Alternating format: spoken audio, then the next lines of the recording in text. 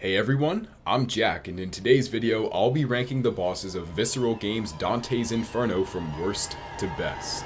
Dante's Inferno is one of the most extraordinary games I've ever played. While mocked as a ripoff of early God of War and Devil May Cry titles, the quality of the game succeeds those who it took inspiration from in my opinion, and the background, not to mention simply epic nature of hell itself, gives it further edge.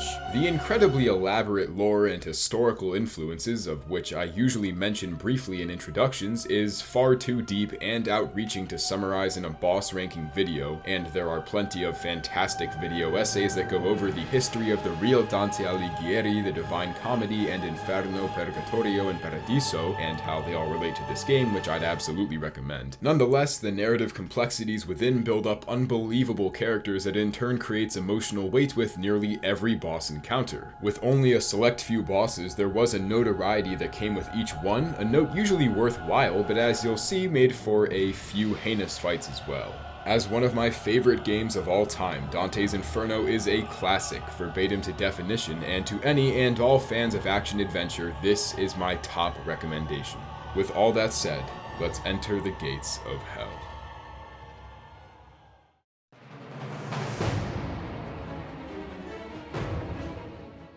Like Gravelord Nido or Crisanta of the Rapt Agony, lore importance is heavy to a brief extent. Francesco was Beatrice's brother and a fellow crusader who appeared in the tapestry animations throughout the game. He took the blame for Dante's massacre of the supposedly heretic prisoners they kept watch over and was formally executed by Richard I, allowing Dante to escape the crusade.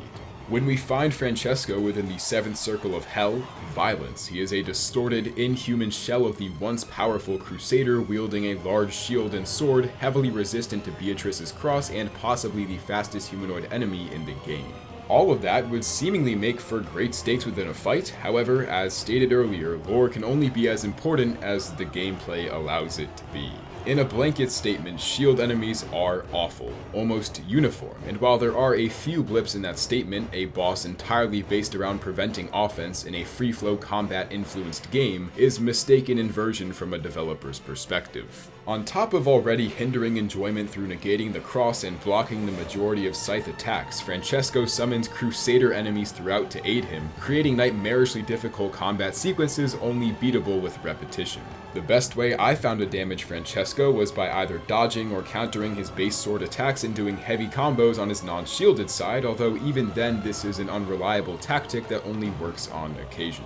One thing about this game's combat that makes it so intriguing is the wide variety of potentially different approaches within. In my case, I made use of dodging and heavy offense instead of blocking and magic, and as you'll see, this playstyle was a literally game-changing mistake with certain bosses, while in other fights made them well easier than would be for the more defensive method. In this case, Francesco became easier as I matched his aggression, however the gameplay was still frustrating in part to his reliance on enemy summons, but the nature of shield mechanics as well. Francesco isn't necessarily horrible, but is designed around one of the most obnoxious mechanics in gaming and in turn easily earns the title of worst boss in Dante's Inferno.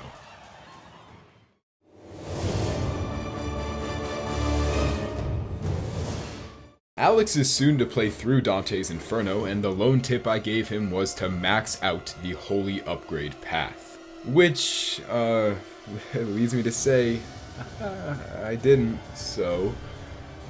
Well, I'll just man up here and shoot it straight. I had to drop a level of difficulty for this fight alone, in my defense. While more of an overall game problem in my opinion, Lucifer is nearly impossible on Zealot without proper relics and level 6 to 7 holy, so for reference me dropping to classic would be the equivalent of fighting Dis with level 3 cross relics and high tier holy on Zealot. Lucifer is most vulnerable to Beatrice's cross, already one of the most useful items in the game, and with fully upgraded holy magic and relics, the first phase of this fight can go down in 2 cycles, a necessary cheese considering the nearly impossible to deal with changes to the demon the longer it stays alive. Even so, this is still one of the worst designed phases in the game objectively, with poorly created attacks that force unorthodox defense, and in certain cases it is literally impossible to avoid damage, namely the tornado.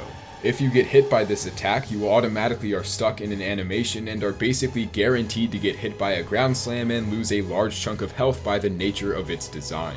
After defeating the large demon, it's revealed that Lucifer simply used Beatrice as bait to get Dante to his realm and break him free of the chains of Judecca, releasing the true form of Satan from the destroyed shell of the demon.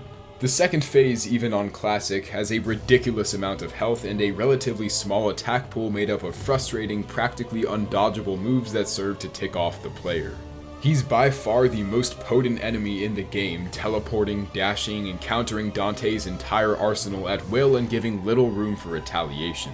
While still the second worst boss in my opinion, True Form Lucifer is the most intense fight of the lot, resulting from stakes and longevity, and even has some of the best atmosphere for the short while he's in this form. After a certain point, he negates the cross altogether and begins flying in the air, unleashing barrages of magic abilities, and ironically enough, completely removing the most fun mechanic in the game actually makes for the best phase of the three. Lucifer's last stand is relatively simple. You press R1 when the game indicates it and dish out damage as intended, nothing more, but you'd be best off grappling up to him as soon as he allows you to, as otherwise you will take serious damage. Eventually, he and his Mustang summon 5 plates from the pentagram on the floor, beginning his rise from the bottom layer of hell in his quest to usurp God and remove all good from the universe. The QuickTime, while short, was one of the most cinematic in the game and leads Dante to his true redemption, the ultimate defeat of the devil himself. Or maybe not. This fight came with a certain level of satisfaction knowing you've completed your journey through the darkest depths of hell. However, the mediocre gameplay makes for one of the more infuriating bosses of all.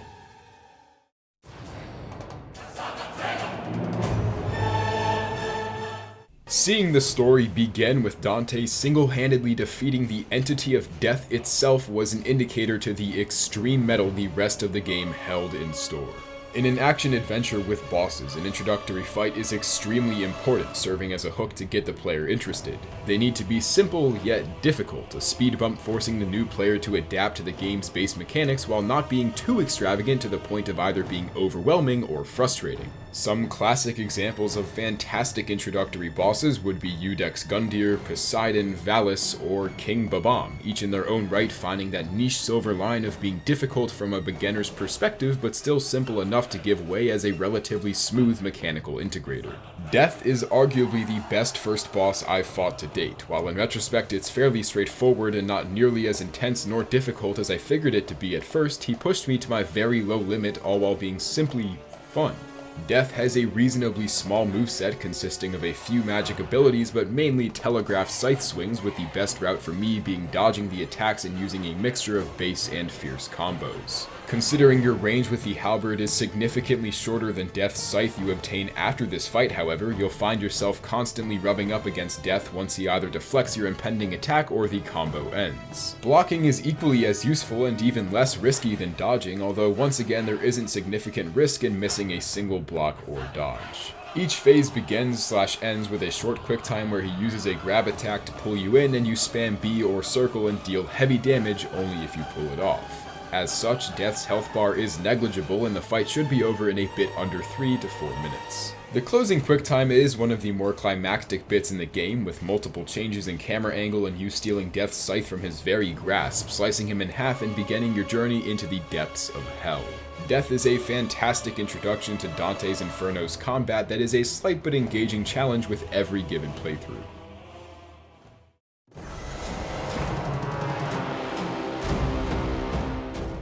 The forbidden lovers of history, with at first a love story so epic Shakespeare developed it into a play, and now the worst case of gyno on medical record. Marcus Antonius and Cleopatra return once again, this time rulers of lust, the second circle of hell. The reasoning behind their being placed in lust is actually quite neat. While both committed suicide famously, it was their lust for love and power which was the primary reasoning for their fetishy demise. I wish I could show off Cleopatra's literal monster teats, but I'd like to keep this channel afloat, so enjoy the blur box. There's probably a porno. Nonetheless, the true boss is the legendary Mark Antony, great Roman general and one of 3 triumvirs of Augustus' second triumvirate, now a zombified soldier, life dependent on his bond with the Golden Mouth. Look it up. How does he hold up as a melon-horny warrior living inside Cleopatra's throat? Well, pretty decent all things considered. Mark Antony's main gimmick is his great shield, which provides both an offensive threat and defensive stalwart. While he wields his shield, there's little to do offensively. Any attempt at damaging him results in a spear stabbing you from the ground in counter. Throughout the fight, Cleopatra either heals or buffs him unintentionally through Lust Storm, my personal favorite magic in the game, unlockable once you defeat the lovers. Unlike most bosses, Mark Antony has few changes over the course of his fight, and on the other end of the commonality spectrum is extremely weak to cross attacks. I'm not even going to show the overtly sexual quicktime between Dante and Cleopatra. In summary, she's a seductress, but Dante has a strong will. I wouldn't want to bang someone either who had tits that could eat me, to be fair. Nonetheless, this is one of the more exciting bosses in the game considering its early placement and holds firm as a very above average fight overall.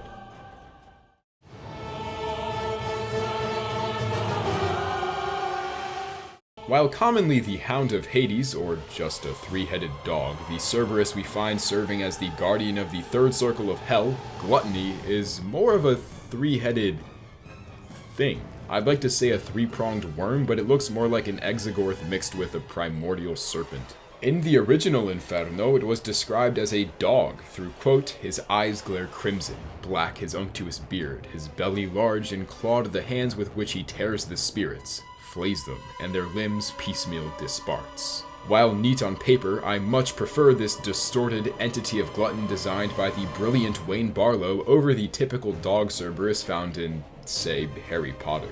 The fight is relatively simple. Each head is triggered by where Dante is within the arena, and once baited into biting at Dante, are beaten through the landmine sort of spots on the floor and cross damage. It gets progressively easier with each head removed, and while the QTEs are sadly the same for the first two heads, the last has a really awesome finisher that alone gave Cerberus the edge over a few of the back-end bosses already covered, none named.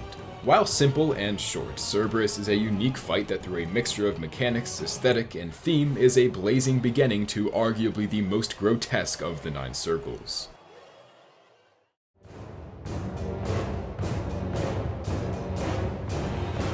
While not actually in Inferno, Alighiero di Bellincion, father of Dante Alighieri, is contestably the cruelest figure in the entire game and movie aside from the devil himself. While described as, quote, a greedy, gluttonous, hedonistic, and psychotic man who would arbitrarily steal the money, farm crops, and property from the poor serf families of his region, which sounds like a shitty YouTube prank. The real Alighiero was a simple moneylender, and that's about as far as details surrounding the man go. Nonetheless, the father of Dante is the main boss of the fourth circle of hell, Greed, a disgusting amalgam of lard and damnation whose main weapon is the very same cross used to stab him through the eye and kill him. Of course, his presence goes beyond this fight as he was actually the reason for Dante's mother's suicide that he claimed was simply a fever, and while the gameplay is arguably worse than Cerberus, it's fairly close and his importance to Dante's character in both past and present is far greater. While I've practically bent over ass out for holy abilities, unholy does have its fair share of use, and for this fight in particular, retribution.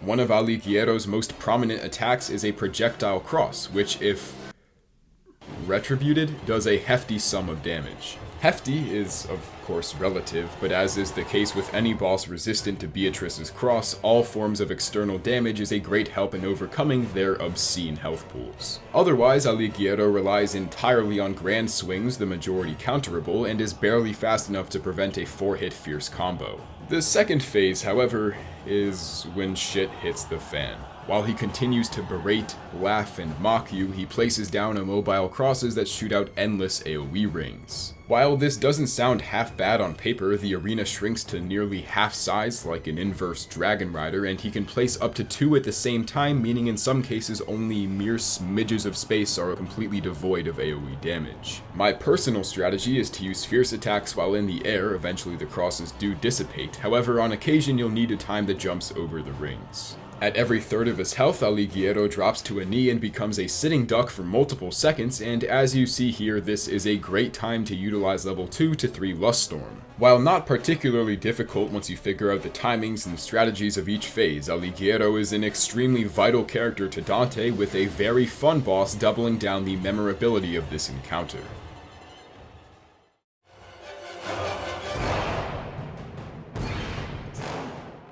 Rarely do Alex and I have opinions that differ vastly from public belief, because, well, fume night to everyone except a select group of freaks will always top, say, prowling magus. But this is a rare instance where I believe my take is in the slim minority. Minos, Judge of the Damned, features the best atmosphere and most variational gameplay of all 7 major boss fights in my opinion, and his overall demeanor made for one of the most unforgettable fights I've ever gone through. My favorite aspect of this fight is Minos' visual appearance. In the book, he was a giant with a snake's tail. Depending on which circle the respective soul would be damned to, he would wrap said tail to the corresponding circle's depth, for example 6 rings for the 6th circle of hell, Heresy. And while that is a neat design and origin, Wayne Barlow's creation wins out for me yet again with the non-human appearance of Minos along with exceptional voice acting, portraying how he is clearly deranged and enjoys condemning sinners to punishment.